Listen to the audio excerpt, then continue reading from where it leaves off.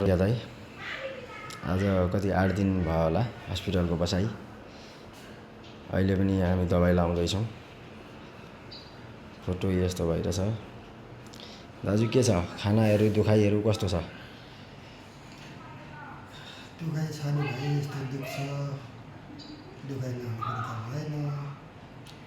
दुख्छ के गर्नु, दुखेर पनि आफूले पनि अरूभन्दा पछाडि गएर सम्झिनुपर्छ। यस्तै हो। दिन दशा लागेपछि सबै कुरा बिर्नु पर्दछ र मान्छेले हरेस खानु हुँदैन। मैले यत्रो घाउ भएर आउँदा पनि मैले मन जितेर यो ठाउँमा आइपुगेँ। त्यो मेरो लडेकालाई फोटो काटेर मैले त पोको पाएर बोकेका बेलाको याद आउँछ, अपरेसन गरेका बेलाको याद आउँछ होइन। हजुर। अब बाँचेँ टडक मुनि बसेर, अलिकति थोरैले नजिकेको भए पेटबाट टडक जान्थ्यो होइन। अब त्योबाट चाहिँ बाँच्न सफल पनि भएँ होइन। तर त्यस्तो परेका बेला चाहिँ सबै साथीभाइले उठाइदिनु पनि, हाँसेर पुर्याइदिनु पनि। म चाहिँ त्यो भन्छु, को लडेछ के भएछ नभन्नु होला। त्यो पनि कुनै न कुनै एउटा आमाको छोरा, आमाकी छोरी नै होला होइन। त्यतिखेर चाहिँ मान्छेले धेरै विचार गर्नुपर्छ। भोलि कानुन नि लागेर पनि म उठाउँछु पनि, हस्पिटल पुर्याइदिनु पनि दिन्छु। मान्छे मलाई चाहिँ साह्रै दुःख लाग्यो, म आफै आएँ। होइन नि दाजु, अहिले मान्छे अब तपाईँको मान्छे सबै मानवता भन्ने मान्छेमा छैन। मान्छे लडेको देखेर पनि मान्छे वास्ता गर्दैनन्। म बेलैमा अपाङ्ग भएँ होइन। अपाङ्ग भएको त्यो चिन्ता लिने होइन दाजु, आफू बाँचियो भन्ने चाहिँ खुसी लिने हो। अब केही गर्नुलाई साथीभाइ चाहिँ निष्ठा खोलेर खाएको छैन। केही होइन, यो साथीभाइ भन्दा ठुलो मेरो लागि सम्पत्ति पनि होइन।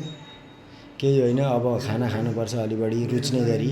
मेरो लागि छट्टसँग यो स्वास्थ्यलाई लाभ होस्, घाउ निको होइदियोस्। भोलि पनि केही गरौँला, बुढो भए पनि केही गर्छु, यही अनुसारको पनि काम पाउँला। होइन होइन, हिम्मत हार्नु हुँदैन दाजु। हिम्मत छ तपाईँसँग, जुनुन छ अझै। होइन हिम्मत हार्नु हुँदैन, हिम्मत हारेर कामै छैन। हिम्मत हार्ने काम छैन। मलाई चिन्नु हुने चिन्नु नहुनेले पनि अब अरू केही गर्न नजाने सेयर गरिदिनु होला, लाइक गरिदिनु होला। अरू त के भन्नु है। मेरो जन्मस्थल भने चाहिँ 5 तारसुबान निलगिरी गाविस पहिला, अहिले झापा विद्याशान्ति 1 होक्से चोक भन्छ मेरो। अब यो फोटो हेर्नेले लाइक र सेयर गरिदिनु होला भनेर अरू के भन्नु, यस्तै हो। अनि खानाहरू कति खाँदै हुन्छ दाजु? खानाहरू हल्का खाँदैछु नि, अब नरुचे पनि खानुपर्छ त। खानुपर्छ। बल गरेर पनि खानुपर्छ। बल गरेर खाएन भने आफ्नै शरीरलाई नै हानि पुग्छ। होइन, खाना अलि बल गरेर खानु, औषधि अब खानु परिहाल्छ होइन। अब तपाईँलाई शीघ्र स्वास्थ्य लाभको शुभकामना। अब यो मेरो फोटो हेरेर चाहिँ देश विदेश सबैले लाइभ सेयर पनि गरिदिनु होला। कसैलाई आफ्नो मल बढाइदिनु होला भन्ने म सबैजनालाई शुभकामना दिँदै मैले नमस्कार गर्दै छोडेँ। हस् दाजु, हस्। जानकारीको लागि धन्यवाद हजुरलाई।